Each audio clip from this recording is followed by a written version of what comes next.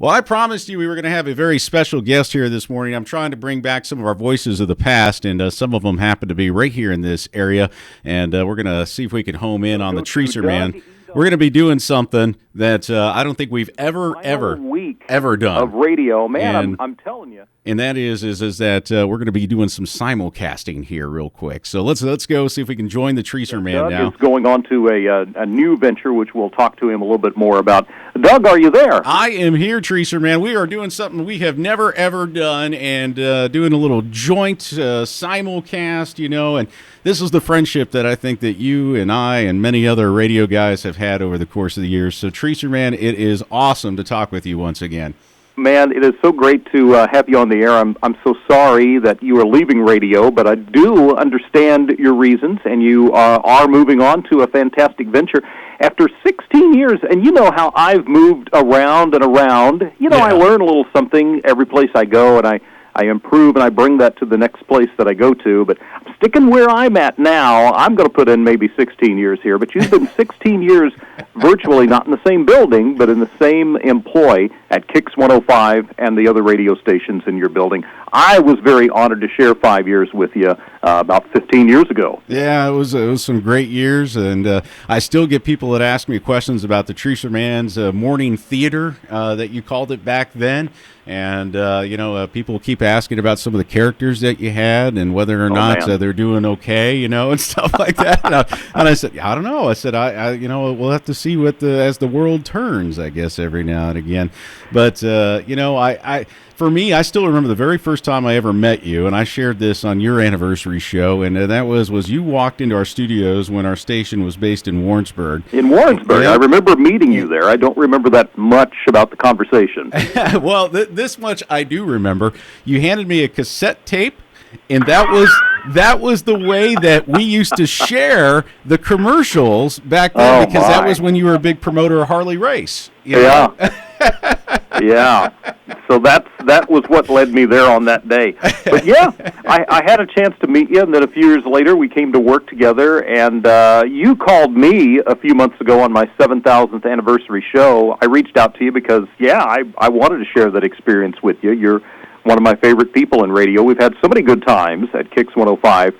I just remember all the remotes that I would do, and it doesn't matter whether you were out doing the remote or whether I was doing the remote and the other one was in the studio handling the board-off duties and the chitter-chatter back and forth. It was always a great time, and you're one of my favorite people to do remotes with. Oh, man, I greatly appreciate that. I've also enjoyed the fact that we get a chance to, every now and again, where other stations are at our remotes, we get a chance to kind of intertwine and and hang out, and it's kind of it's kind of a mutual admiration society, if you will, every now and again, but like I said, it kind of feels surreal for me, and I think that you were here towards the beginnings with me, and if you were to tell me then that I was going to be here 16 years, I probably wouldn't have believed you. I admire that. I've never been in the same place for 16 years. I've always had my reasons for going, and it was always a good thing for me to go. But I admire that, somebody that sticks to it through thick and thin. But you are leaving now, and tell me a little bit about your upcoming venture. It sounds so exciting. Well, I'm going to be working in the marketing department out at Lamb Tech, and let me share you a quick story about that. By the way, they're an IT solutions company, and they help out with communication needs, so they do a lot of different things.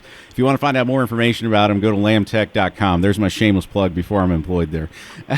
Yes, I do want to know more about them, so I will check them out. But and make sure they're good enough for you. Oh, yeah, they're great. Rob Lamb and George Love, I've gotten to know them playing soccer with my kids and hearing more about their company. And they literally grew this company out of a basement of a home, and now they've got like 30 or 40 employees, maybe even more than that. There's at least 20 that I met in their main building.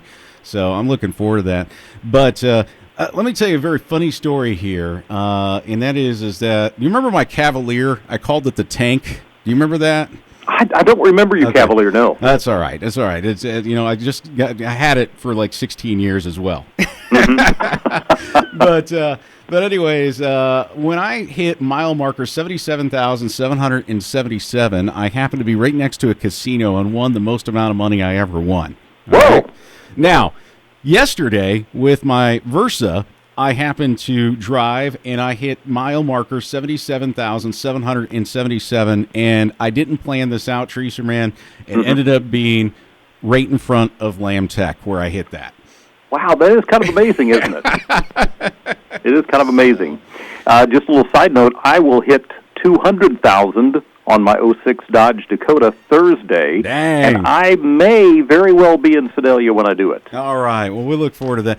You know, Trees, I got to say this here before I do have to get moving on here, but I got to say this. I enjoyed working with you. I still remember your last speech to me that you gave to me, and how much that I was just kind of like a little, for lack of a better phrase, a rookie, and the diamond in the rough way back in the day. And you had said that over the course of the years that it was fun to watch me grow, and I feel like that I have grown, and it's been great to hear all the people saying thanks. And that's what radio is all about, is being out there in community. No matter where you are in radio, you got to be local and you got to be community minded. And I know that you are doing that, and I've been pleased to do that. I'll still do it from the sidelines and look forward to that. But more importantly, Treecerman, I enjoyed watching your kids grow up, and the fact that you were there with the birth of my child. You weren't in the room, but you were there. Exactly. And, you're exactly right about radio. That's what makes small market radio work. Again, I'm so sorry to be able to lose you, but now that you are a free agent, Doug, you are very welcome to come join me on the Finally Friday Lake Party from time to time. Well, you know what? We'll see what happens. I may just surprise you and join you there one of these days. All right. I look forward to it. All right, Doug, I got to get moving on, too. I got another call to make, but thank you so much, and the best of luck to you, buddy. All right. Thanks a lot. What a great privilege that was. Great treat to hear the Treecerman. He was the morning show host here, I want to say it was 2002 to 2007, somewhere along those lines, and some great years. I'm trying to line up some of our other previous guys as well, and some are going to go way back, I hope. So anyways, here on Kicks 105, we do have a look at your forecast coming up.